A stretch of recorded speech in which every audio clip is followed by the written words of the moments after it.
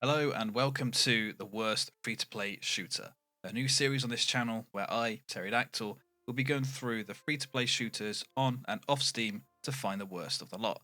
But before we get into the first game, I want to give a big shout out to the members of this channel and for all their support, and to Joff Strife Hayes and his excellent series, Worst MMO Ever, which has inspired this one. So what is Heroes and Generals? Well, it's a free-to-play first-person shooter that was originally developed by Retomoto, but it looks like it was acquired by TLM on February the 3rd, 2022. Its beta released onto Steam on July the 11th, 2014, but then it was officially released in October 2016. So let's get into it. Once we have created our account, we have to choose our starting faction: the United States, Soviet Union, or Germany.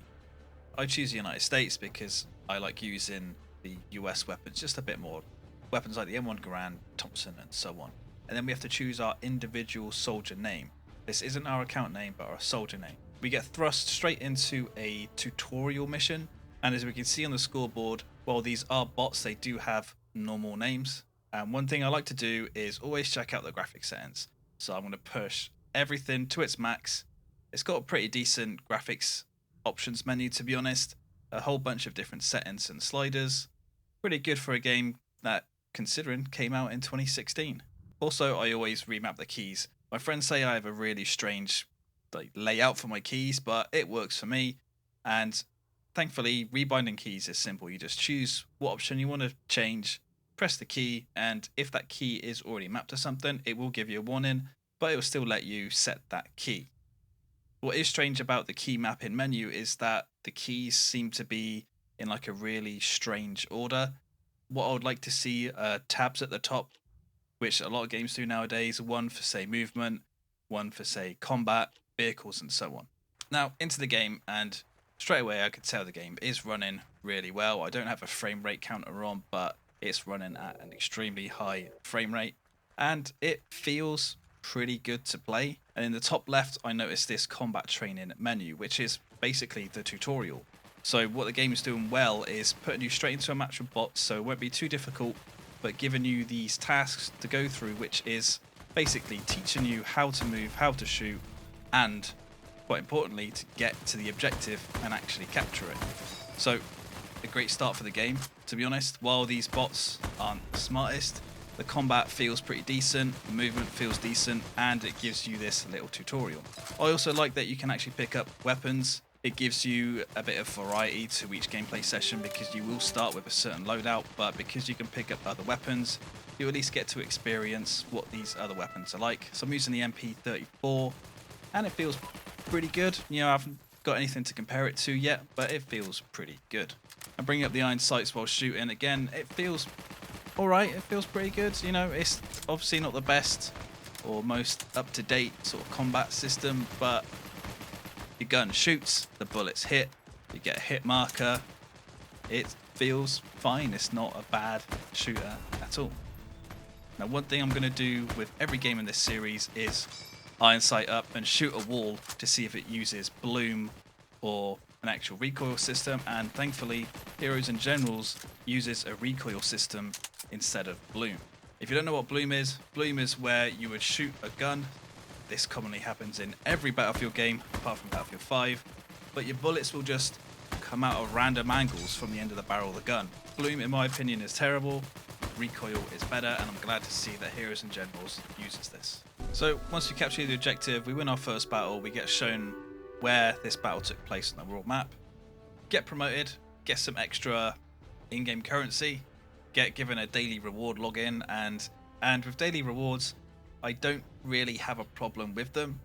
I know why they are in free-to-play games. It's because that game wants you to form a habit of logging in every day to get these little rewards and essentially to keep playing the game. So then we get another rank up to rank 2 and then some extra gold, and we're still on the rank 2, and then we've unlocked a new battle type.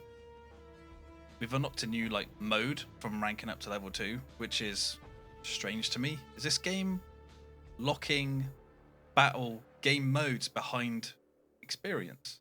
We get this little breakdown of the battle report. It tells us how we got our experience. It's detailed enough. It's good to see. And once all these screens are out of the way, just checking out the weapon selection here. There's a lot of weapons actually in this game, and they are faction locked.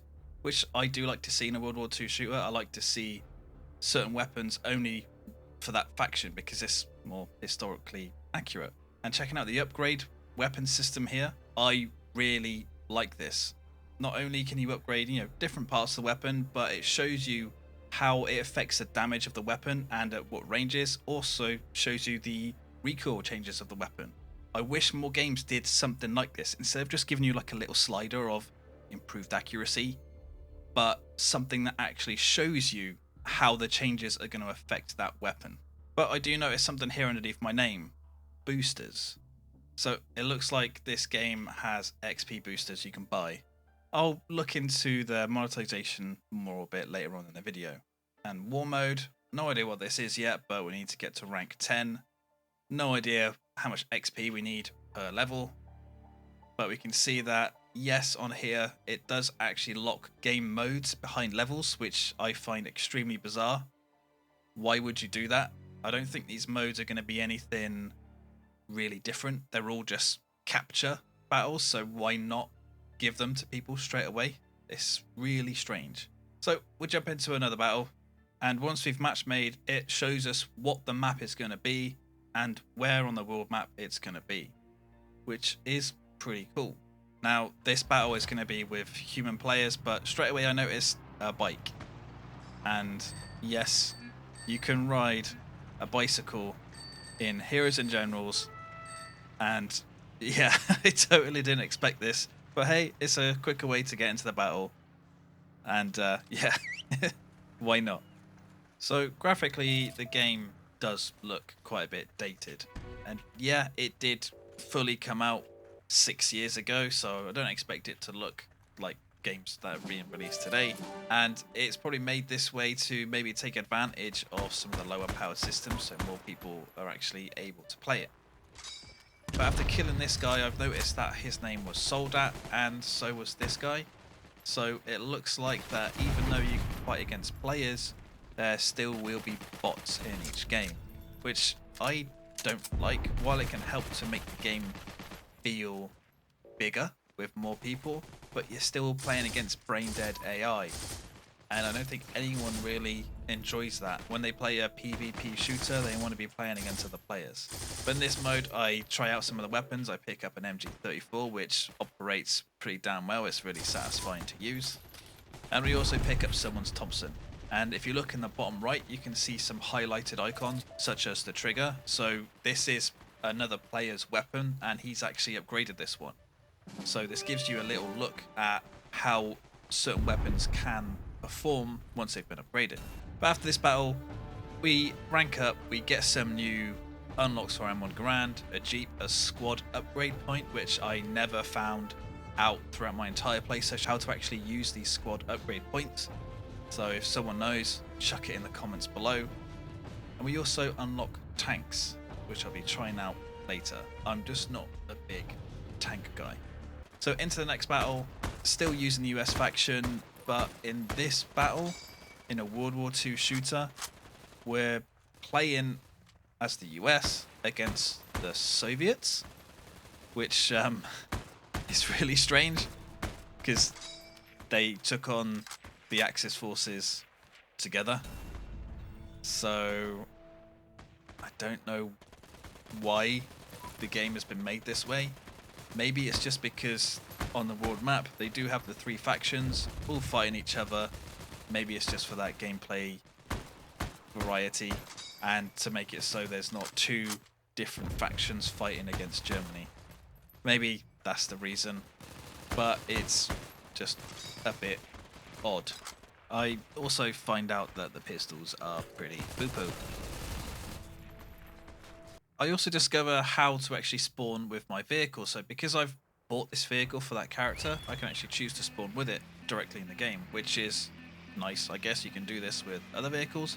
Driving feels okay, I guess, until I flipped it over. And I kind of just want this clip in here because it felt just so damn good just taking out all these players with the M1 Garand.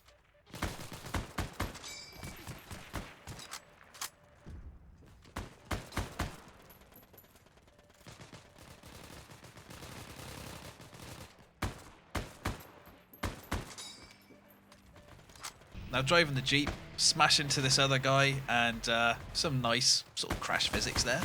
But I unintentionally run over this guy and then discover the best bit about Heroes and Generals, the ragdolls.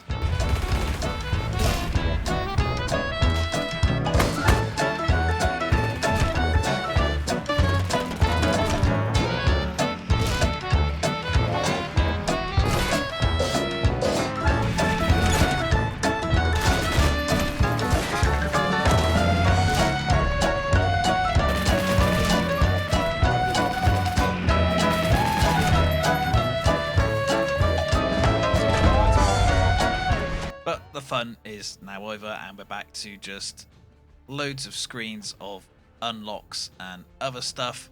This game really does love to chuck a lot of just boxes at you of all these different things you've unlocked or badges you've earned or microtransaction offers.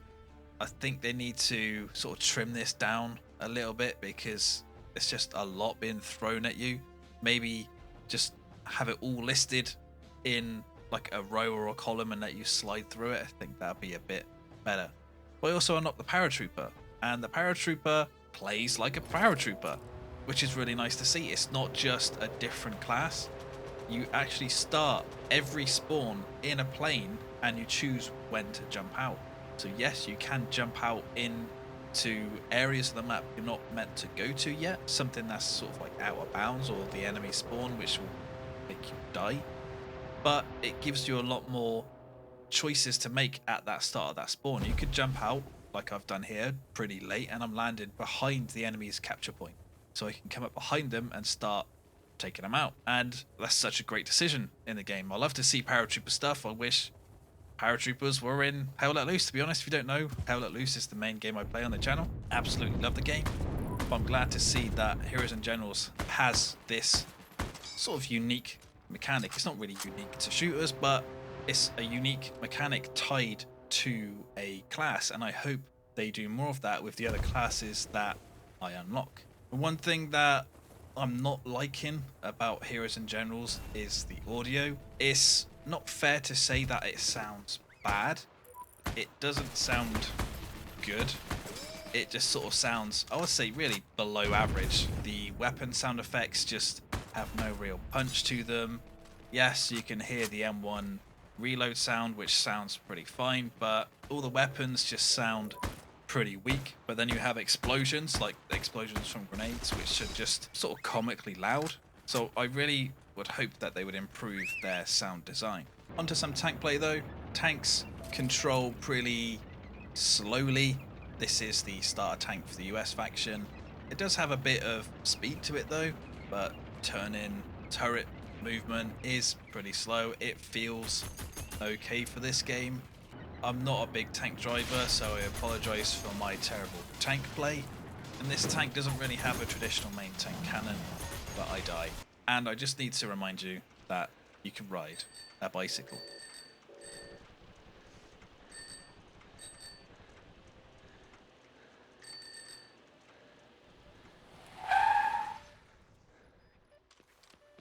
But anyway, back into a tank. This is a different map. Another decent map, really. First tank on tank battle, and yeah, I'm surprised that I didn't die because I'm not sure what armaments my tank has, but it's clearly not suited really for a tank battle. But luckily I have some infantry with me that actually help to destroy it. But you can see in the bottom when I'm damaging the tank that you actually damage certain components of the tank, and you can also see which components of mine have been damaged. So it's not just a simple tanks have X amount of health, you have all these different components and stuff. So they put more thought into how vehicles and tanks play compared to other games, which is great to see. And again, I just need to remind you, I'm not a tank player. I'm terrible in tanks, so I apologize for my terrible tank play. But tanks feel pretty good, and I can imagine that a big main battle tank or something like a Sherman or a Tiger would be really fun to play. As I mentioned before, you get to pick up enemy weapons. I pick up this heavily upgraded FG-42, and it's a blast to play with. Like I said earlier, the shooting does feel pretty good. What I also discover is that even though you can pick up enemy weapons, as soon as you switch back to your primary weapon, you just drop the enemy's weapon. It doesn't store it on your back, it just drops on the floor, which is a bit weird, and I don't know why they've done that. For the MP40, first time using it, feels really damn good, but also the audio just isn't that great.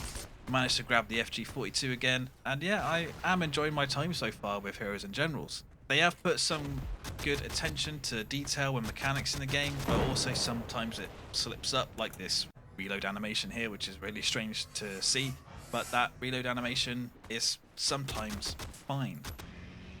Traffic sucks. I hate traffic, and sorry for running over that person. And then something unexpected happens for Heroes and Generals. I didn't expect this at all. We can fly planes. I unlocked the pilot class, again a class with a unique mechanic behind it, which is flying planes. And this starter plane again is quite slow, but sometimes it's nimble, has some decent speed, and it controls quite well. It sort of reminds me of War Thunder, but obviously not as good. You have some machine guns and a couple of bombs you can drop. It takes me a little bit of time to get used to the flying, but it's pretty good, and I didn't expect this at all. I'm genuinely quite surprised that they've got controllable planes in Heroes and Generals. So nice one, devs. Now in this battle, the only players are other pilots, but with AI soldiers on the ground, and as a pilot you need to support your AI capturing the point by taking out other pilots and other AI on the ground. And while trying to figure out how to bomb, I accidentally jumped out of a plane.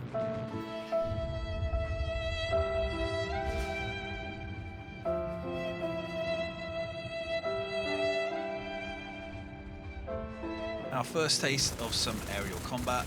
It seems like planes have quite a lot of health, or the guns on the starter planes are just really bad. You can see getting a lot of hits in, doing a lot of damage, but it does take quite a few hits. I would have thought that planes would just be a bit weaker, but no. And I keep crashing into planes in midair as well. If you remember when I said I'm not a good tank driver, that applies to pretty much any vehicle. But I'm having a good time in the planes. I know I wouldn't play with them too much because I do really love just infantry play. Just give me a rifle and just let me have fun with it. But as I said, I'm not a good pilot. Now this round is coming to an end. I've parachuted out my plane and I see a Panzerfaust on the floor, so I've got to take a shot at a plane. You know, everyone wants to take out a plane when they play something like Battlefield with a rocket, so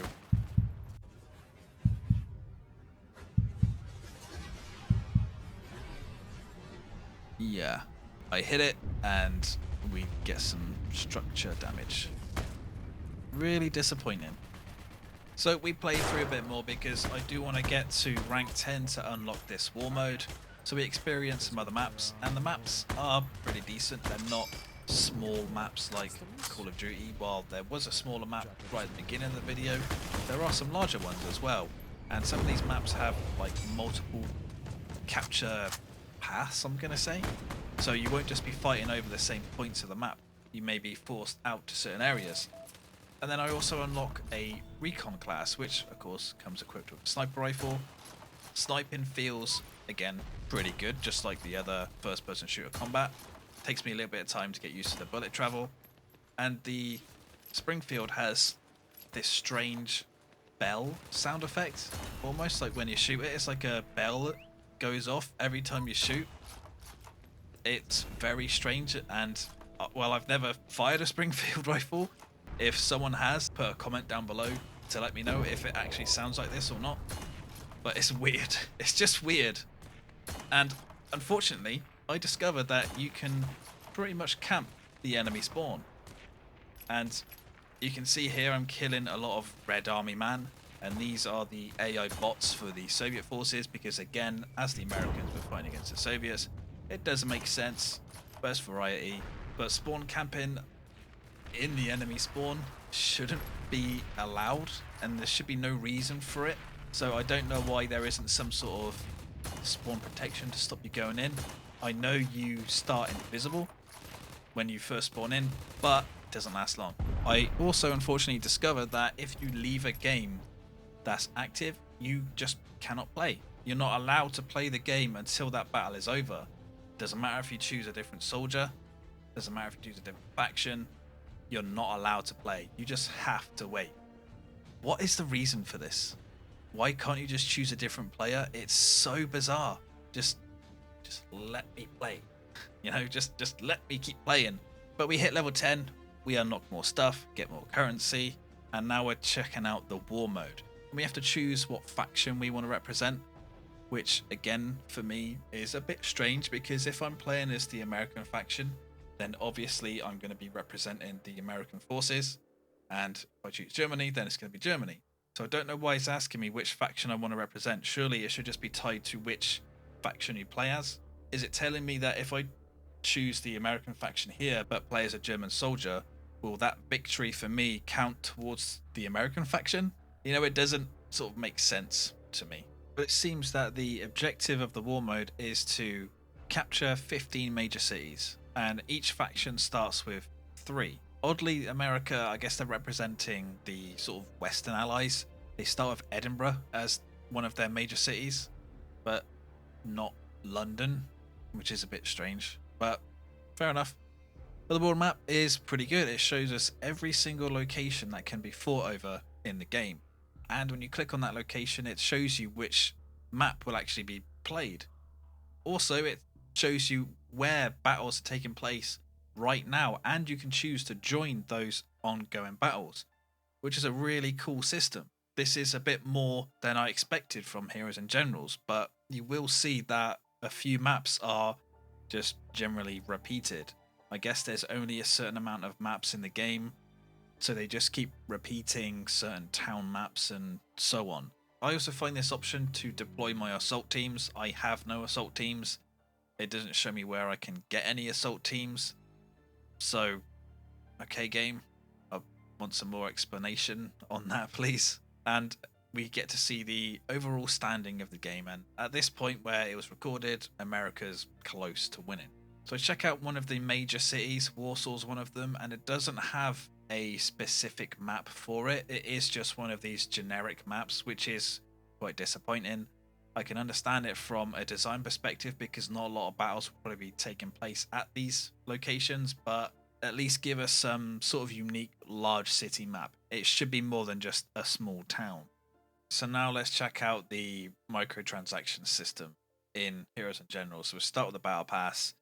It's odd that there's just a Season 1, considering the game's been out for 6 years at this point, so maybe a seasonal Battle Pass system is something new to the game. But because Season 1 has ended while I'm recording, I can't see how much the Battle Pass costs to buy. So we'll check out the store.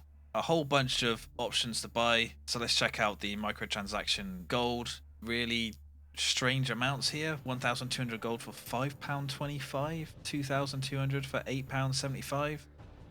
The real thing to look out for here is if this gold is priced like just above or just below like something you actually want to buy. So this is a VIP membership. You start with 24 hours of this, and yeah, look, if you look at the 30-day veteran member, 2,400, which generally I'd say people would probably buy a 30-day membership instead of 3 days or 24 hours. 2,400, you can't buy that. You would really have to spend 2 lots of it, which would then equate to 2 months of veteran, or you'd spend half of this on veteran and on other stuff.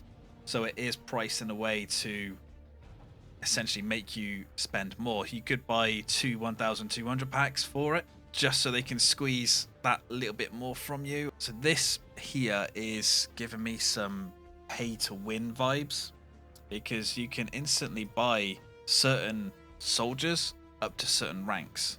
And yeah, it looks like you can also buy weapons, but I do know here that weapons, even though you can purchase them with gold, they are still locked based on your soldier's rank. Let's check out the weapons you can purchase.